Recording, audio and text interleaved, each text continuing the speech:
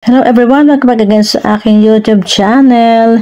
Hello po. So, meron din po ba kayong mga rewards na hindi nyo maklaim tulad po na nakikita nyo sa screen? Ayan, madali lang pong gawa ng paraan yan. Pero dapat po itapusin nyo po ang video para naman po maintindihan po natin ang bawat detalye. Ano po?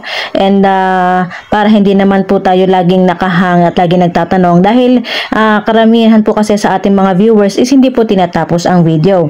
Okay, so as creator po tayo dito sa ating application, creator or kung gamer or kung agent ka man, is meron po tayong mga rewards. So ngayon nakikita nyo po sa screen ay yung pong mga invite natin.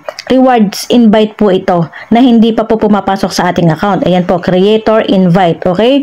Pupunta po yun automatically sa ating account. Ano po, basta po tayo ay sumunod sa mga rules and instructions po ng application. May nakalagay naman po dyan na mga rules kaya basa-basahin na lang po natin. Okay? Pero bibigyan ko na rin po kayo ng mga ideas para naman po ay maging guidelines yun na rin po at ma-share nyo po sa inyong mga friends na ganito po lang ang kanilang gagawin. Pag kinilik nyo po yung collect is ito po ang lalabas. Ang sasabihin po sa inyo, reward to be unlocked. There is, ayan kung ilan po yung inyong rewards na kukunin, beans waiting for you to unlock. Go to the rules page to see how to get them. So napakasimple lang po. Una, syempre hindi ko rin to naiintindihan pero dahil sa gustong-gusto ko po yung application, inaral po natin. And yun nga po, pumunta po tayo sa rules and madali ko na pong ma-explain sa inyo dahil naintindihan ko na po siya. So, ayan, ang sabi po dito guys is kapag po daw ikaw ay may level 1 pa lang ikaw is makaka-claim ka po daw ng 100,000 na beans. Ayan po yung basic po ito.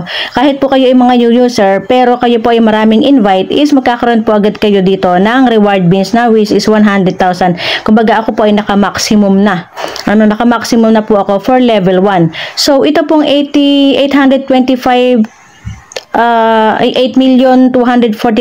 na ito is hindi ko pa po siya maklaim pero hindi naman po lahat yan is papasok sa ating account. So ang sabi po dito sa level 1 to and so on, marami po yung level, okay, tingnan nyo lang po sa inyong mga account.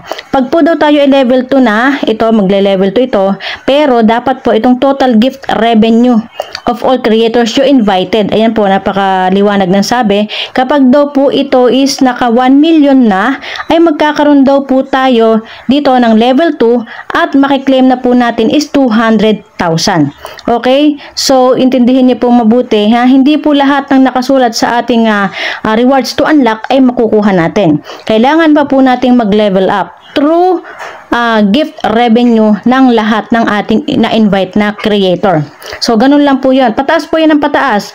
Level 2, kailangan ay 1 million ang laman nito, gift revenue, then makaka-claim tayo ng 200. Then level 3, kailangan ito ay 3 million, then makaka-claim naman po tayo ng 300,000 na beans, o diba, hindi na masama. Pag nga po naka 3 million na po sila dito, up to 100 million pa yan. Pataas po yan ng pataas is siyempre pataas din po ng pataas ang ating mga rewards beans. So ganun lang po. Once na ako po ay mag-level, once na ito ay magkaroon na ito ng 1 million, so ito po ang aking magiging level is magiging 2 and then maka-claim ko naman po agad dito is 200,000.